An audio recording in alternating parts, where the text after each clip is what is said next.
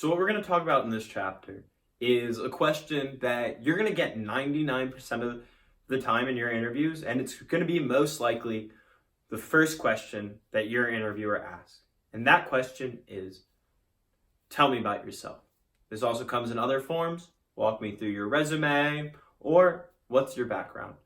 The purpose of this question is, it's the first question your interviewer is going to ask because they just want to learn more about you. What's your story? Why are you here today sitting in front of them?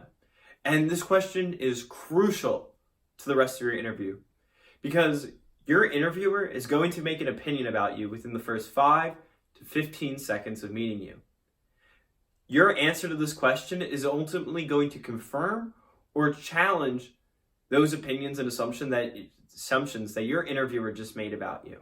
And that's why this question is so crucial. If your interviewer thinks you're a go-getter, you're super confident, and you're going to make a great PM, and then they hear your tell me about your story that makes you sound like you're going to be a great PM, you just set yourself up for a fantastic interview. So in this chapter, we're going to go through what you do and don't want to do, some good and bad examples, and then finally some tips so how you can make a killer tell me about yourself. Most people answer this question in one of two ways. The first one is they answer it very logically. They go through their resume, they say what school they went to, they say their internships, they say their responsibilities of their internships, they say their extracurriculars they're involved in, and they make a list. And you know what? That's boring. Nobody wants to listen to that.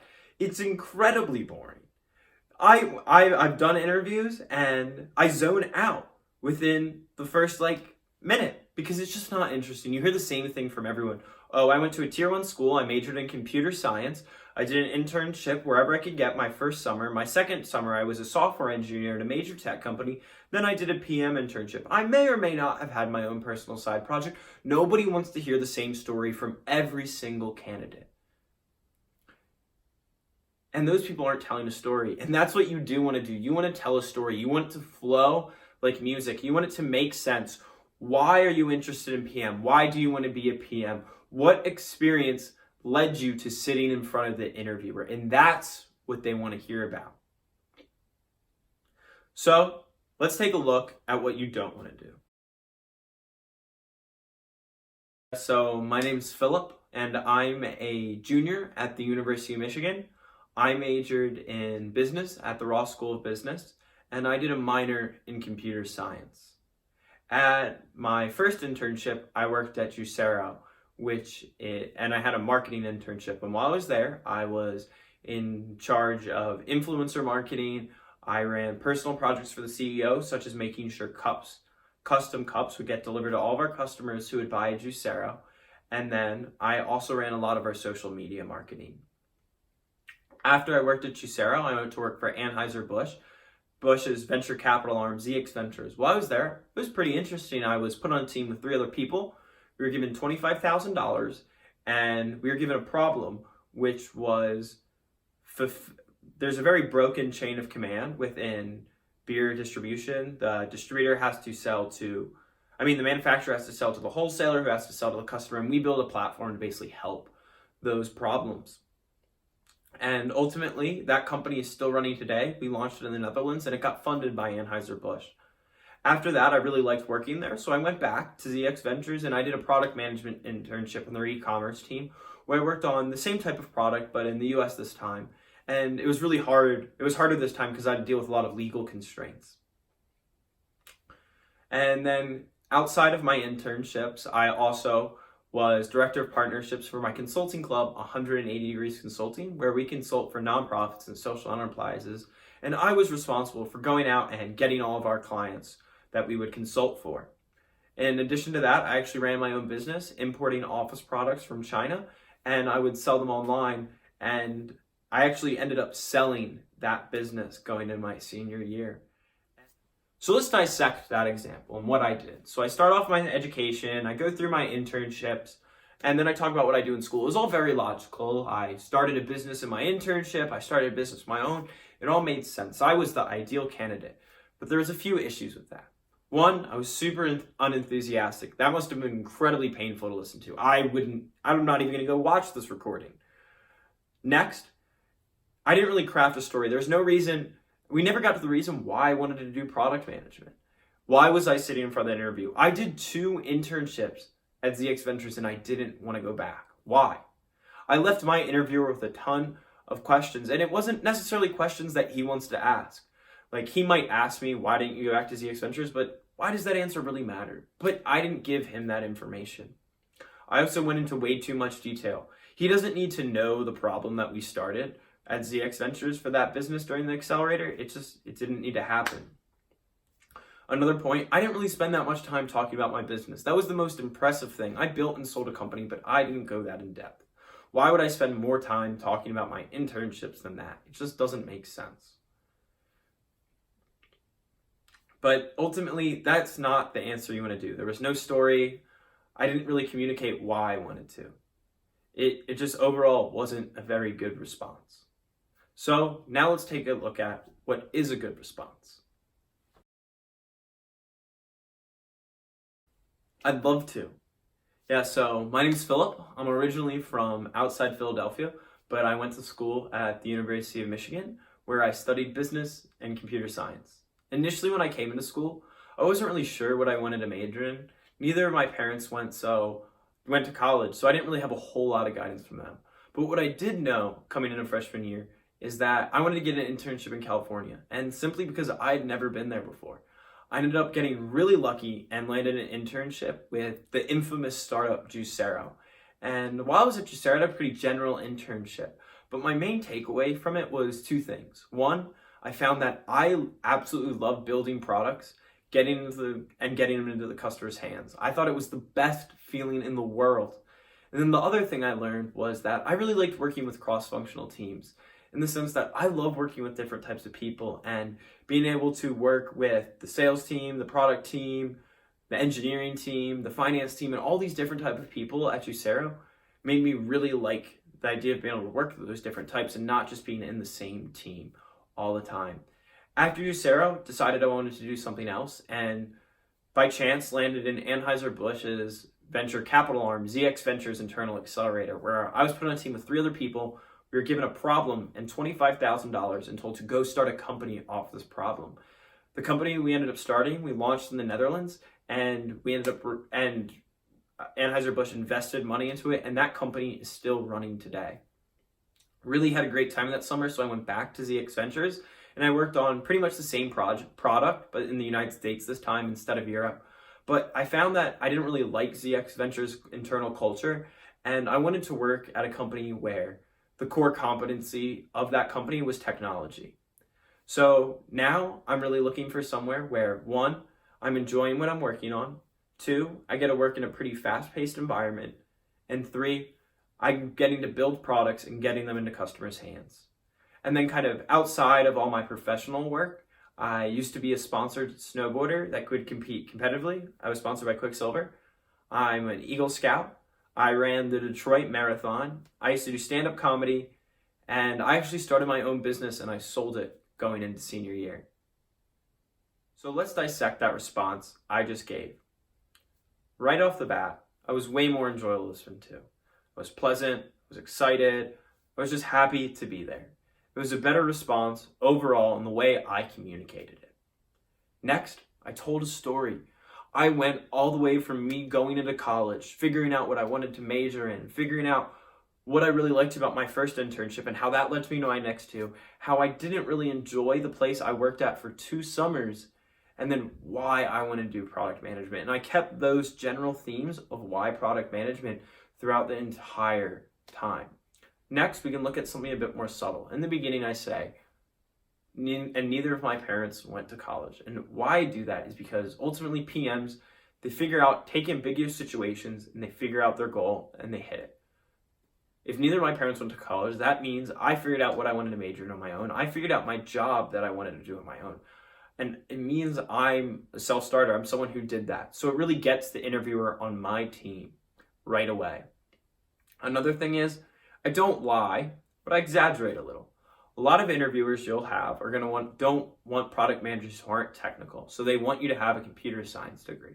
I say I studied business and computer science because if I was to say, oh, I majored in business with a minor in computer science, I don't want interviewers who think you need a CS degree to be a successful product manager, which isn't true, to write me off right away. And that's why I do it. Next, I talk about Juicero, but what I did at Juicero isn't important to being a PM, but what I learned is, and that's why I include it. Two things. The first, I really love it, building products and getting in the customer's hands. And then the next one, working in cross-functional teams. These are two skills you need to be a successful PM, and I bring it up right away. The next, my internship, I include a key skill, which is I start a product from scratch. We take an idea to a business. That's essentially is what you're doing as a product manager, building features off pain points. And that's what we did. So that's why I included that story. The next story and what I did at my third internship, my junior year, is not relevant to my tell me about yourself answer.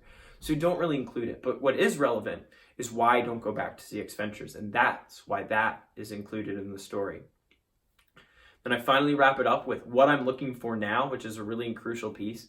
And then I also include my interest. I include my interest in not only try and connect with my interviewer, which we go in a bit later in my tips section, but I do it to communicate things about myself. Eagle Scout shows I'm leadership, shows leadership. Competitive snowboarder shows I'm competitive. Stand-up comedy shows I can get up and speak in front of a crowd. And then starting and selling my own business. That's just something super impressive, and a lot of product managers have similar side projects like that. Lastly, I include the Detroit Marathon one because one, that was a big personal accomplishment for me, showed me I could do anything myself mind to, but also I've talked to 3 other marathon runners throughout my interviews. So I do that to try and connect with other people. But ultimately, that's what you want to do. And I wrote this out ahead of time, and I included those small details to make this the best answer possible. So now we're going to go into some tips about how you can also craft a killer tell me about yourself answer. So how to actually craft your killer tell me about yourself answer. So the first thing you want to do, we've talked about this already, but is craft an interesting story. What does a story have? It has a beginning, a middle, and an end. And that's what you want to do. Start somewhere logically, tell the progressive story, and the end. You could be saying to yourself, where I go to school and doing my internships in order is a story, but it's not. Because a story has a common theme. It has a common flow. There's the same flow. It all makes sense. And if you have 3 very different internships that don't really matter, then it's not going to be that same story. You don't want to try and force things. For example, my consulting club, 180 Degrees Consulting, where I was director of partnerships, pretty impressive, relevant to being PM, but it's not relevant to my story. And I don't think it's the most impressive thing about me, so I don't include it. You don't need to include everything. And leading into the next tip, practice as much as possible. You want to get your story down every time. You don't want to be winging it, trying something different. You want the same story every time. You want to get it down. You don't want to necessarily memorize it, but you want to memorize pretty much the structure, the flow, how you're going to say it. Don't memorize it word by word, otherwise it's going to come off as mechanically. The way I would practice it actually is I would call my mom and my friends walking home from my internship every day, junior year, and I'd be like, Devin, all right, ready? Another tell me about yourself. All right, go. And I would just tell it to them. And then I'd ask for feedback. And I'd do someone different every day with a different one until I had the right one. And the day I knew I had the right one, I knew it, and so did everyone else I was calling, because it was a story that sold myself and brought out the best in me. Next, keep it short and sweet. The ideal time is probably like 2-3 minutes. But as long as it's engaging, interesting, your interviewer is paying attention, you're not going over the time limit. As soon as you lose someone's interest, that's when you go over the time limit. Also, be energetic. There was a very stark difference between my bad example and my good example. And one of the reasons was just because the way I talked, the way I communicated, and how energetic and happy I was. So you want to have that same positivity about you. Another one is, don't go too deep into one experience. You don't want to dive really deep and talk about one thing a lot. It just takes off the point. If your interviewer really wants to hear about something, they'll ask. So that's what you're gonna do, is give a surface level view of kind of everything, then they can dig deeper. For example, what I do is I set my interviewer up. At the end of my good one, I say, I actually started my own business and sold it. that's going to be one of the last things that they remember. And it's going to be one of the most interesting things because they don't know a lot about it. They don't know what the business is. They don't know how it started. They don't know how much money I made. They want to know all these things, but I don't give it to them. And the reason is because I know that almost every single one of them is going to ask me as soon as I'm done, oh, what was your business? And then they're going to ask more and more questions. And the reason I do this is because I can answer every single question about my business. My goal is to keep them asking me about things that I do know about. So that way, that means there's less time for them to ask me things that I don't know about. And that's my strategy. So I do that because I want to drive the conversation. So whenever you can have that kind of control, that is what you want to do. And then you don't need to say everything. I've heard a lot of people that they'll be telling a story, they'll be like, oh, and I did this, but really it was my manager's idea and he did most of the work. I don't believe in lying, but you can exaggerate a little or just don't show all of your cards. And an example of this is kind of with my situation where I would go, oh, I studied business and computer science. I never lied. And if they asked me about it, I would tell the truth. But at the same time, kind of helps my case. So you don't need to reveal everything. And lastly, include interesting things about yourself at the end.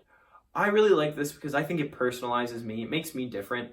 Instead of being the other kid who interviewed for product management, I'm the sponsored snowboarder who did stand-up comedy. Like, that's crazy unique. And if you can find anything about yourself like that, that's what you want to include. Or things like I did with stand-up comedy and Eagle Scout that just, they convey certain attributes about you that are going to be really helpful for the job. So ultimately, these are the tips and rules that I crafted my Tell Me About Yourself response about. I hope you now understand that you really need to tell that story about why you're sitting there today and why you're going to be the best PM candidate. Because remember, there's thousands of other people competing against you, and this is going to be the portion where you can really personalize yourself and stand out, and you have the most control in the interview at this point in time. So remember, no one regrets preparing enough. I mean, too much, but people regret not preparing enough. So go out there and craft a killer Tell Me About Yourself.